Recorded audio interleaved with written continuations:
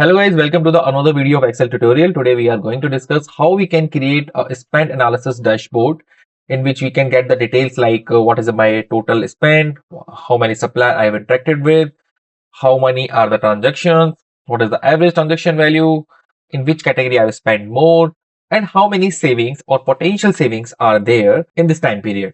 We will also check the Pareto chart that how many supplier are contributing to 80% of the spend, what is the spend by category, and there are certain details for each of the category spend like total spend, percentage of total spend, how many suppliers in that category, how much transaction over there, and what is the average unit price, and whether this category is in risk in terms of procurement. If yes, then what's the level? It's at high risk, medium risk, or low risk, this kind of stuff. Apart from it, we will also check that how our spend has been month over month, like that we started in January, then in the next month we increase our spend, and in the March we decrease our spend, and then we subsequently increases our spend month over month.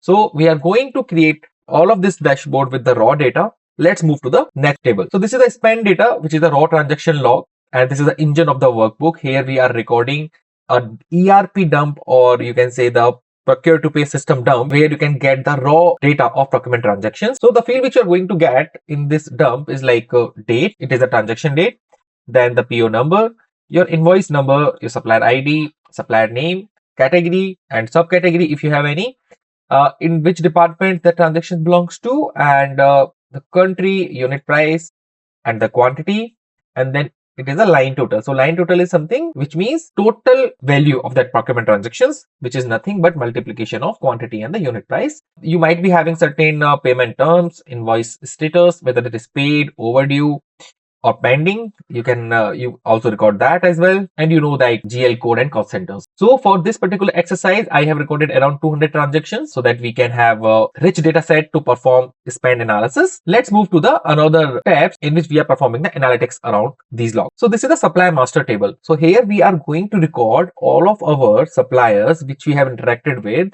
in that particular period of time.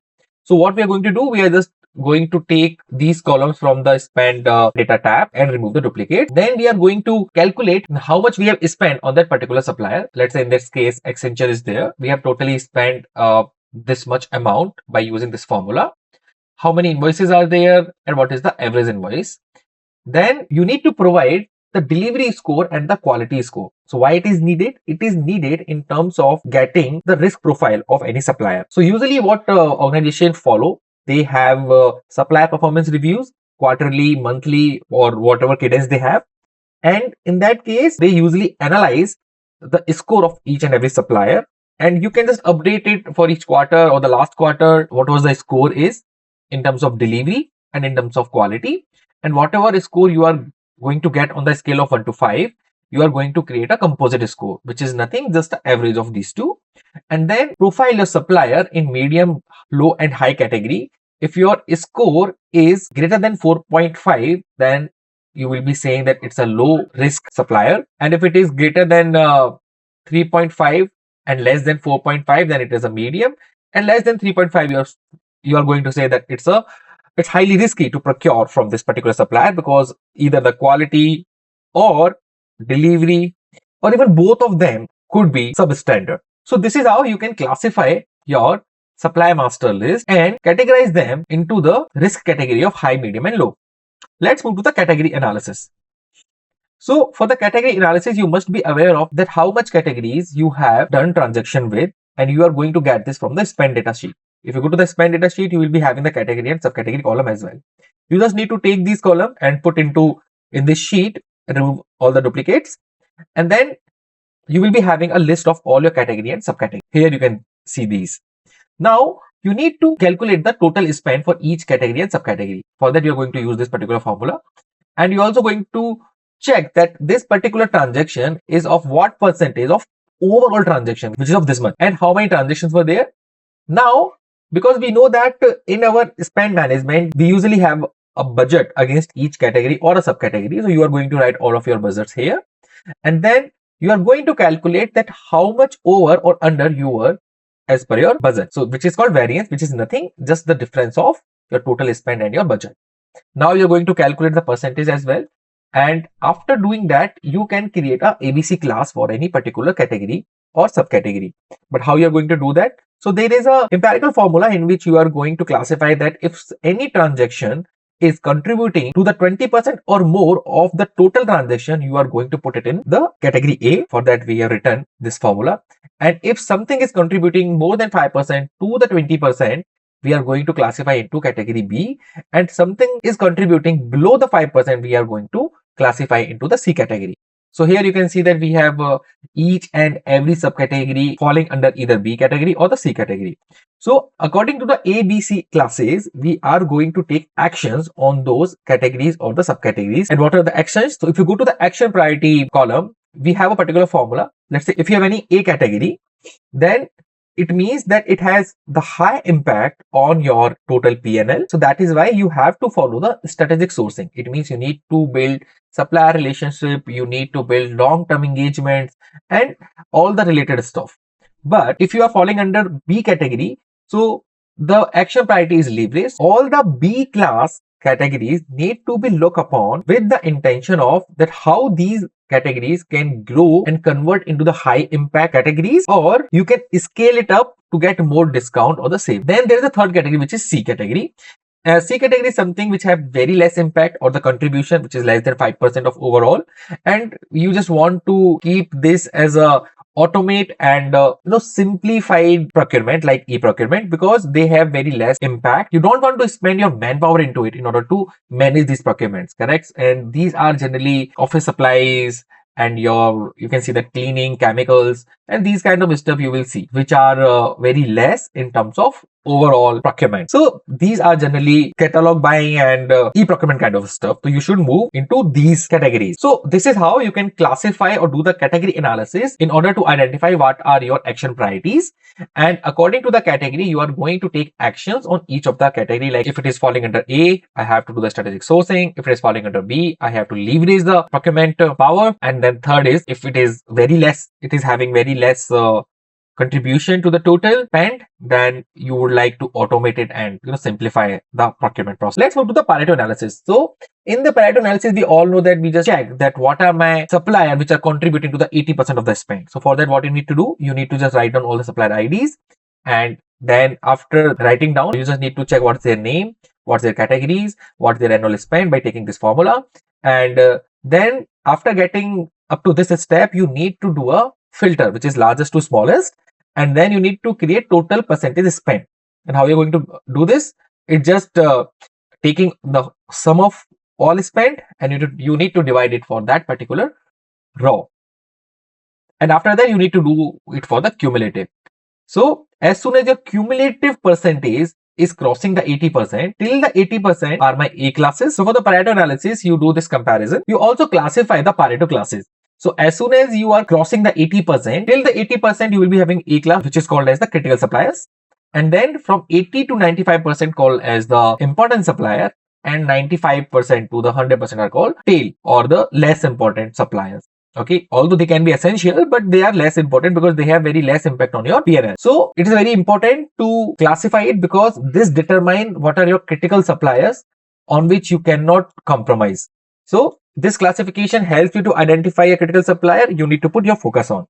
Let's move to the another one, which is the month-on-month trend. So in the month-of-month trend, you need to analyze that how your spend has been across the year, and in which year you are spending more and in which year spending less, so that you can optimize or you can distribute your budget across your history, or you can at least check out your seasonality in terms of spend. So it is very important analysis. So here what we are going to do, we will be writing all the months in a year, and then by this particular formula we are going to get the how much we have spent in that month from the spend data sheet, which is this much, by taking reference from this particular column, which is the date column. So usually you have a monthly budget for spend, and you will be calculating against whatever you actually spend. Okay, so in that case, you will be putting down each of your budget here. Then you are going to calculate the variance, which is nothing but difference of total spend and the monthly budget, then variance percentage, and then month over month changes. So because this is the first month, that is why this number is 0. And as soon as you are moving from January to February, so you are increasing spend by 21,73,592. Okay. And in the next month, you are substantially decreasing your spend from this much to this much. Okay, so that is why it is a negative. So we are just going to calculate the percentage change as well, and then we will be checking that what is my cumulative spend. Okay, in order to just check and verify that whether these two are matching or not. So these two are matching, and it means the calculation is correct. And you will also check that what is my running budget. So here you can check that, okay, till June, this was my actual budget cumulatively, but my spend was this much. Okay, so you can also check the year till date and annual KPIs as well. Then what is the running variance and the number of transactions and the average transaction. It just help you to check that, okay, which month was having higher average transaction value rather than total transaction value. It's another KPI to analyze that, okay, which month might be important for which kind of customers. You can further analyze on that, okay, why you are getting higher transaction value on a particular month, whether people are piling up or you want to pile it up, and there can be various causes. So this is how you can do the month on month trend analysis, and where you can check that, okay, how you were doing the month on month spend. And if you want to check the percentage change in your spend, then you can use this particular chart as well, where we are saying that in January we were at 0%, in February we increased our spend, and then in March we decreased, and likewise. So this was the monthly trend analysis. Now to the saving tracker.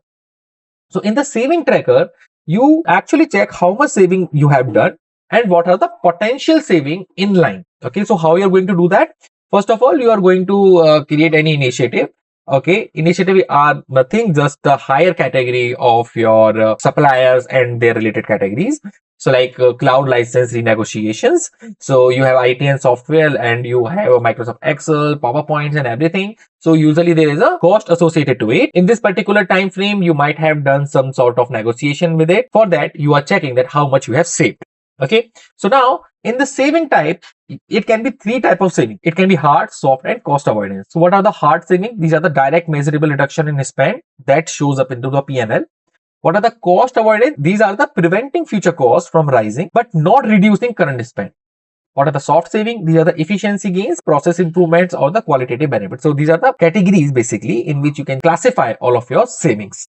Okay, so let's say this is the Microsoft Corporation license, and you are saying that it is a hard type of saving because it has a greater annual spend per user. Then this is your baseline spend, but you did a good negotiation and you will be writing down what's the negotiated price over it.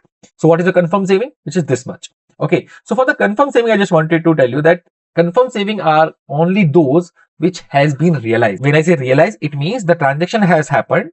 You have done the transaction on the negotiated price. So that is why the status is realized. So there can be some stages in the procurement in which you have done the negotiation and you have signed the contract as well, but the transaction hasn't been happened. So in that case, it will be called as in progress. And then there is another category which is identified. What does it mean? It means that you have identified the potential saving. You are under the negotiation, even the negotiation hasn't been finalized, and you are going to close the negotiation on your favorable side. So you will write it here, try to categorize it under the pipeline saving. Okay, so if you check our formula, it is saying that if L4 is realized, then only you need to do this for the confirmed saving. And for the pipeline saving, if L4 is not realized, then you need to do. In the raw material, this is a supplier, and we are saying that we have negotiated the price of 590, and which is the 50,000 saving, but it is not realized yet. So it is a pipeline. So if you sum up the confirmed saving and the pipeline saving, it will become as a total saving, which is 50,000. And you can create percentage as well. You can write the start date and end date, and you can also check the owner as well. You can write it down. It's just a data input just to track better. Okay, now move to the next tab, which is the risk and compliance. So after doing all of the procurement, you need to analyze the supplier risk. How to do that? So it is very simple. You just need to run a survey. So you will be classifying all of your suppliers from that data dump, and then you will be asking your concerned department or the people from those departments that, okay, what is in terms of financial risk from the scale of 1 to 5, geopolitical risk, single source risk, compliance risk, and the delivery risk. After getting all of these from 1 to 5, you are going to get a composite risk score, which is nothing but the average of all of these. And then what is your risk band? So in the risk band, we are classifying them into low, medium, and high. We are saying that if your composite score is greater than 4, it means you are at high risk. If your composite score is greater than 2.5 and less than 4, it means you are at a medium risk. And if your composite score is less than 2.5, it means you are at a low risk. You can also record some other information like what is the contract expiry date and how many days of expiries are remaining. And you can easily flag out the alert like if your days to expiry is less than 90, then renew now. And if it is like greater than 90 and less than 180, it should be renewing soon. And if it is greater than 180, it means you are okay. It means you have 6 months of window, so no issues, no alert is required for that. And you can also record if there is insurance required and what is the audit date, just for the record purpose. So this is how you can create an spend analysis Excel sheet, and you can create this kind of dashboard out of this data, which is very helpful in your organization to classify your spend and check where the leaks are happening and where the opportunities are for the saving. I will share the link of this Excel. You can just put your ERP date and the sheet will calculate everything for you. You can get this sheet at a very minimal price. Hope you like this video. Please do like, share and subscribe. Thanks for watching.